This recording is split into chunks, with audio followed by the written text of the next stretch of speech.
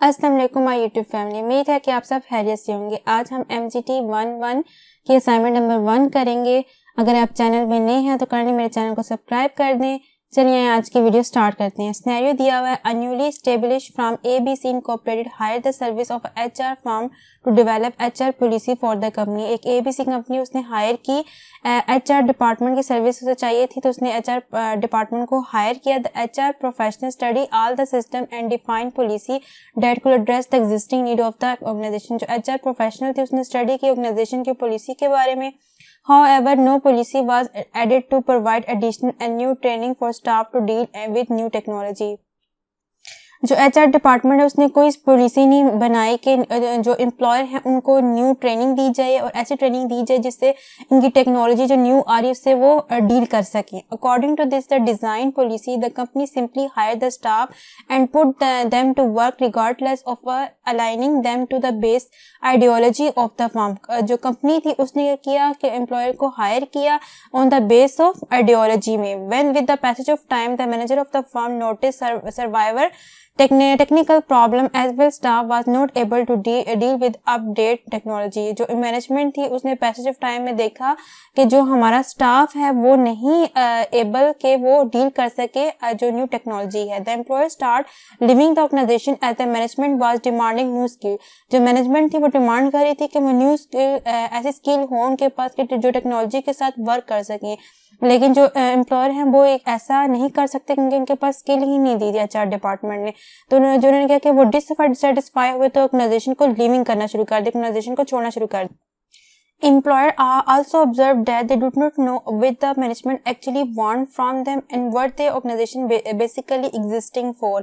अब उन्हें क्या एम्प्लॉयर ने ऑब्जर्व किया कि ऑर्गेनाइजेशन क्या चाहती है उनके साथ और वो क्या उसकी डिमांड है, उससे उनको ये भी नहीं पता, उनको अपने गोल ही नहीं पता। Due to the employer has no attachment to the organization which ultimately result in quitting the job। A question है with the reference for the 4C model of HR identify the deficiency that HR policy of ABC incorporated have। और हमने identify करनी है जो 4 model of HR है कि उसकी क्या डेफिशिएंसी है HR पॉलिसी की। तो वर्ड लिमिट होनी चाहिए हमारे पास 150 वर्ड मैक्सिमम होने चाहिए। तो चलिए सोल्यूशन फाइल पे चलते हैं।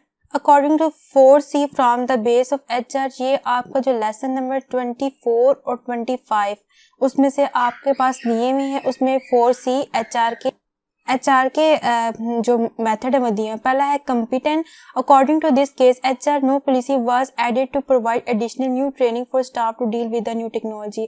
देखिए यहाँ आपने इस सिनेरियो में आपने पढ़ा था कि उन्होंने कहा कि आइडियोलॉजी बेस्ड उन्होंने HR ने हायर की है, ना कि वो देखता कि कम्पिटेंट कौन सा है, कौन सा ऐसा कम्पिटेंट है बंदा जिसको जॉब के लिए हायर करें, उसकी स्किल मैच करती है, टैलेंटेड बंदा है या नहीं है।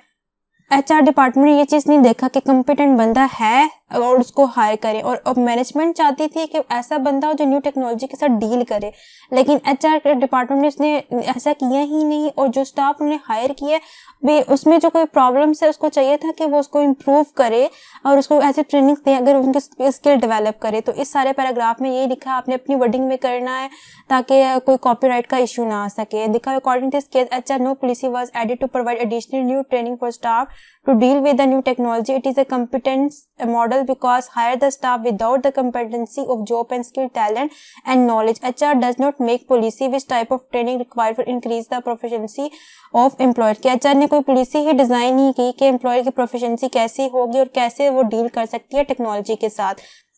उसके बाद हमारे पास सेकंड स्टेप आता है congruence. Employer also observe they do not know what the management want from the organization. के एम्प्लॉयर जो है वो जानते ही नहीं है जो ऑर्गेनाइजेशन है कि क्या वो उसकी क्या चीजें वांट्स हैं, वो क्या ऑर्गेनाइजेशन के साथ चाहती है, उनका जो है मकसद है वो ही क्लियर नहीं है। It is a congruence model because there is no relationship with the employer management staff. उनको चाहिए था कि मैनेजमेंट को कि वो भी एम्प्लॉयर के साथ रिलेशन करें ताकि उनको पता चले कि HR के जो प्रॉब्लम्स है उसको उसको भी सॉल्व किया जाए कि एचआर के वाकई सही काम कर रही हैं। तो जो एम्प्लॉयर्स हैं वो सेटिस्फाई ही नहीं है ऑर्गेनाइजेशन के साथ, उनके गोल ही नहीं, उन्हें ये नहीं पता कि ऑर्गेनाइजेशन हमसे चाह रही क्या है, उसके बलबूते पे वो काम करे, उन्हें बस ऐसे हायर कर दिया। जब उन्हें काम नहीं पता चलेगा तो कैसे अपना काम बेहतर तरीके से कर सकते, जाहिर बात है ऑर्गेनाइजेशन भी उनको ऐसे नहीं रखेगी, और ना ही वो जो काम नहीं सही करेंगे तो ऑर्गेनाइजेशन से जाहिर बात है उनको आगे कहते हैं पनिशमेंट हो सकती है। इस वजह से ऑर्गेनाइजेशन क्या करे, एम्प्लॉयर्स करे लीव करें, तो उनको मकसद ही नहीं पता।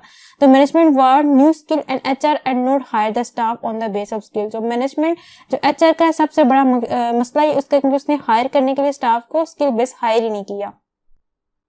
थर्ड है हमारे पास कमिटमेंट। इसी को हम ये जो हमने सिनेरियो 2 लिखा है कांग्रेस, इसी में कमिटमेंट भी आता है। एक नज़र से कमिटमेंट का भी एक क्या कहते हैं एक रुख निकलता है, वो इस तरह निकलता है। देखें कमिटमेंट का क्या मतलब है, ऑर्गेनाइजेशन का और एम्प्लॉयर का आपस में रिलेशनशिप होना चाहिए। यहाँ क्या ऐसा रिलेशनशिप है ही नहीं। ना एम्प्लॉयर को पता है कि वो कैसे काम करे अपनी ऑर्गेनाइजेशन के साथ, क्योंकि उनका बिल्ड रिलेशन ही नहीं, कमिटमेंट ही नहीं, ऑर्गेनाइजेशन को पता ही नहीं है, एम्प्लॉयर को पता ही नहीं उन्होंने काम क्या करना है, उनकी क्या कमिटमेंट है ऑर्गेनाइजेशन के साथ और क्या ऑर्गेनाइजेशन चाहती है। जब उन्हें सही तरीके से पता नहीं तो वो कैसे गाइड कर सकेंगे। यहाँ मैंने इसका डिटेल नहीं लिखी, इनको आप अपनी वर्ड में लिख सकते हैं। Thank for watching. अल्लाह हाफिज़।